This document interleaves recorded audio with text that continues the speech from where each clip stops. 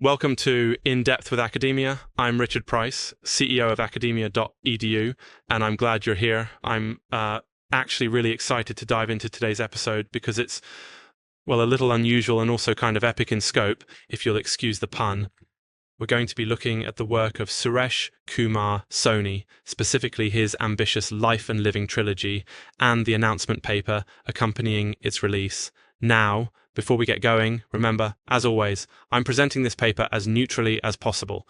These aren't my personal beliefs or endorsements, just a close look at the ideas so you can consider them for yourself and maybe spark a little curiosity. That's what academics think about that. Despite all our educational advancements and the efforts of academia and all those brilliant minds, we still don't have a comprehensive set of instructions for navigating all of life's twists, turns, and existential dilemmas. Soni is basically asking why, after centuries of philosophy, religion, and self-help books, we haven't managed to create a practical, widely accepted blueprint for human living. And why does this even matter? Because, as Soni points out, tons of people find themselves lost or overwhelmed, searching for answers in an often unpredictable and complex world. Education systems often skip over the real nuts and bolts of how to handle relationships, adversity, finding purpose, sometimes even just making it through an ordinary day.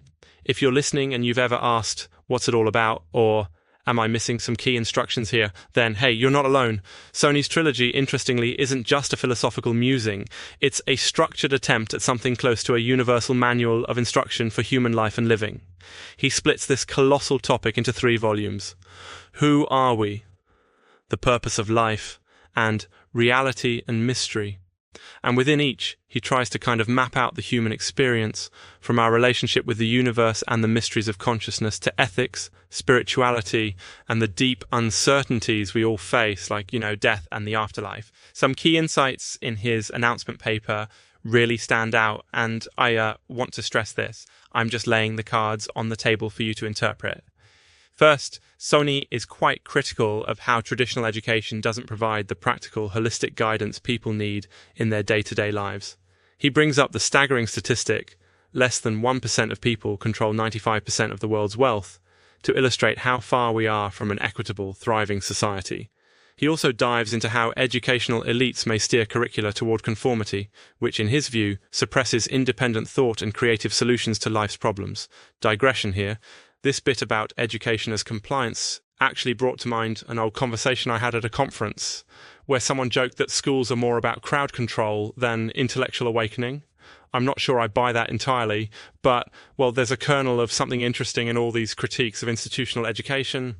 Back to Soni, his method isn't to present a one-size-fits-all solution, but to propose an integrative, universally minded guide rooted in personal experience, ancient Indian wisdom, especially the Vedic and Buddhist traditions, and a strong belief that spiritual values and truth aren't just commodities to be copyrighted or hidden.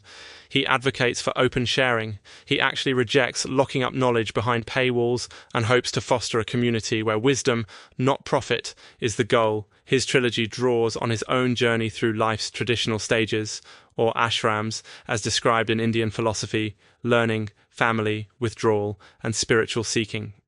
He gets highly personal, sharing how writing became a vehicle for self-discovery and growth, especially after a long banking career. He also talks about the creative struggle, doubt, writer's block, the pain of not having enough time or energy, especially in later life. And, for you as a listener, what does this mean? Why should you care? Soni's take is pretty universal. He's saying, look, wherever you are in your journey, there's no perfect instruction book, but maybe by combining broad wisdom, practical ethics, and deep self-reflection, you can chart your own path a bit more confidently. He wants to spark dialogue and encourage us to reclaim education as something liberating and tailored for real, lived experience, not just grades or career prep, a last word in the spirit of academic openness. I'll remind you, I'm not pushing Soni's trilogy as gospel. His work, like all research and all writing, is an offering, not absolute truth. It's a perspective, rich with ideas that you're invited to think about and maybe use as a springboard for your own discoveries. So wherever you are, I hope this glimpse into Life and Living Trilogy gives you a chance to reflect on your own questions about life, learning, and meaning.